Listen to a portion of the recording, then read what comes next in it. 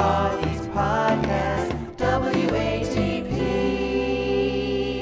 The eclipse is coming up. Everyone's talking about March 8th. March 8th, yes. Everyone's talking about the eclipse that's coming up. And so I want to know, what about all those religious shows out there? They're not going to take advantage of this, right? No. And try to fool their followers with this, are they? There's been a lot of talk about the upcoming eclipses going on in America. We've seen the connection to the eclipses forming the Jewish letter, the Aleph, as well as the 7 years between the two eclipses and some... You know about this, Lucy? That's the dumbest thing I've ever heard. You're in on it! Oh, she's in on it, all right. of the towns that they cross. But there's a lot of new information that's come out that we'll look at in this video that seems, at least in my estimation, that this is a prophetic warning to America. Then God said, "Let there be lights in the firmament of the heavens to divide the day from the night, and let them be for signs and seasons, and for days and years." And don't let there ever be an eclipse. God tells us that signs that take place within the heavens are something that we should pay attention to. Jewish tradition believes the same thing. They teach that lunar eclipses are a sign for the Jews because Israel is such a small nation, and solar eclipses are signs for the other nations because they are so much larger than Israel. What? Wasn't even a nation back then. What are they talking There about? isn't even I'm a learning nation. so much. We've seen the Hebrew Also, letter, the is Aleph. that his hair? I don't know. Is it? I have a conspiracy about A that. hat or Is it It's a his Sharpie. he's wearing a doily on his head. Count Jucula. Okay, all right. is being formed over America with these eclipses, but there's another Hebrew letter that's being formed through the X, and that's the Tav. The Hebrew letter Tav's numerical value is 400. Right. The sun is claimed to be 400 times larger than the moon, and Claimed to be by scientists. Claiming a bunch of shit. Perpendicular lines never happened on accident. 400 times farther away from the Earth than the moon.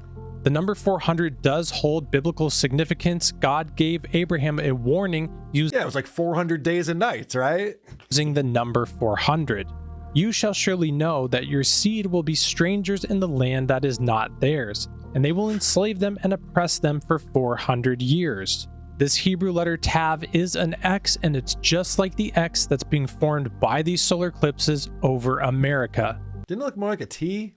I don't want to get too nitpicky. I was going to say, quit nitpicking over All there. right, fair enough. All right, let's find out. What I want to know, though, is Jesus coming back or not? Because that's really the main thing here with the solar eclipse. We can all agree.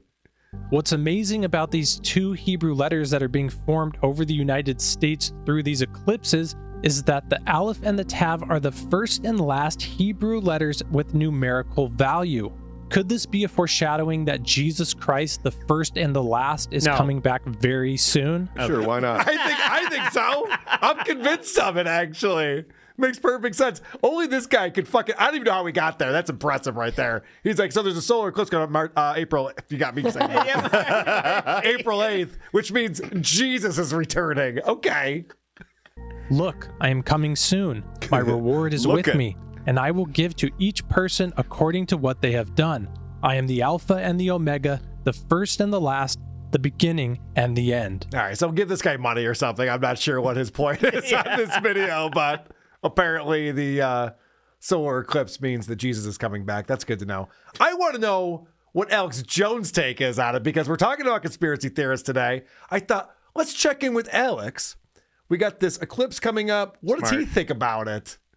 And so the globalists believe in this, but they're also going to use it as a way to put their propaganda out during news coverage of it as another way to try to unify people, knowing it's going to be much bigger than the Super Bowl because of the hype when everybody tunes into this. But also, even energetically, astrophysics, I'm not an expert on it, but I've read the articles and seen the reports. When planets align and when the moon goes in front of the sun, it does do a lot of electromagnetic things.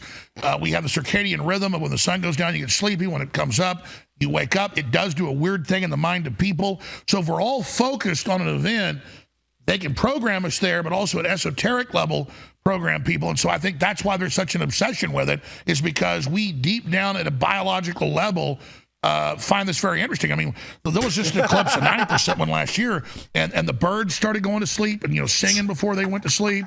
And it was only like 40 minutes long. And then you got light again, and they woke back up again. And it was very magic. And so I think that this is just, there's an interest in this, and that's why government's hijacking it. Wow. How could you notice something like that? That's fucked up.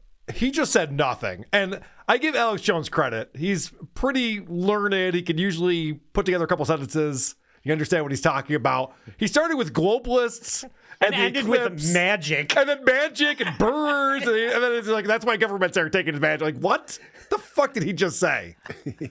He should be sitting in the car with our guys there. Yeah, seriously. He's making as much sense as your guys. Got some of those strawberries. Yeah. So then he has a guest on, and Alex is trying to compliment his guest for being so smart about what's going on in Russia and Ukraine.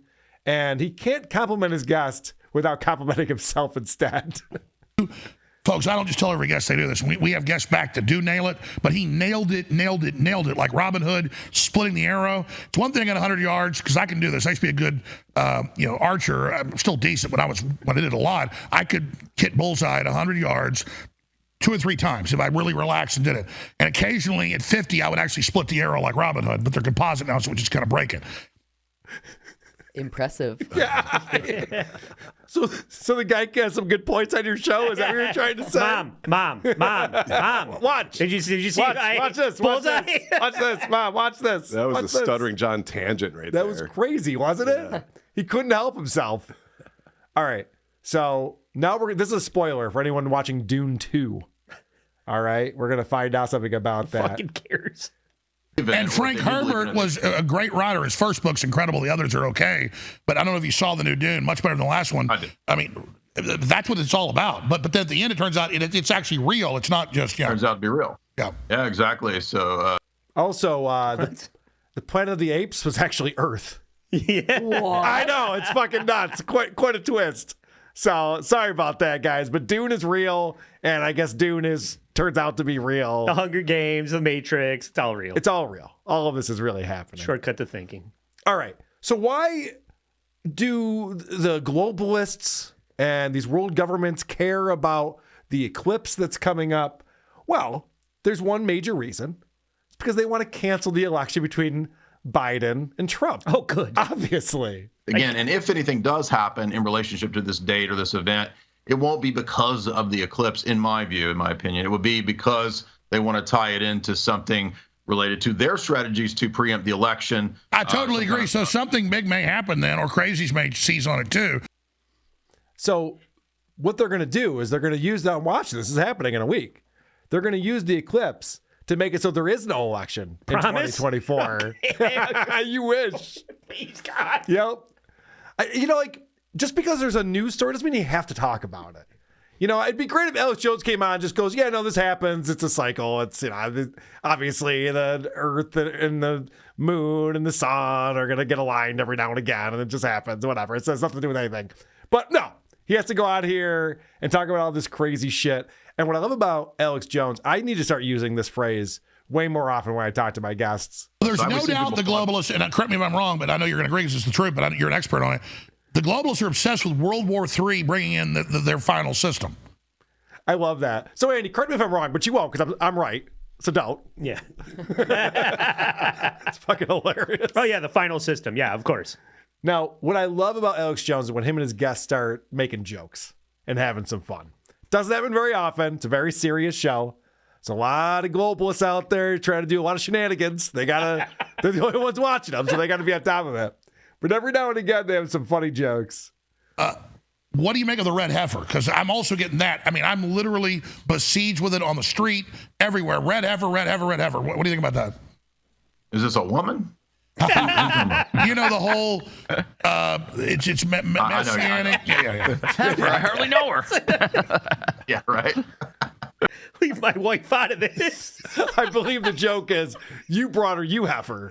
Yeah. Believe. I could be wrong about that. They had so much fun with that. Is that a woman? Blah! Alex wasn't expecting that. Yeah, I was like, I know. no, that was a joke, you see. Pretty good stuff, guys. I love it. Who are these podcasts?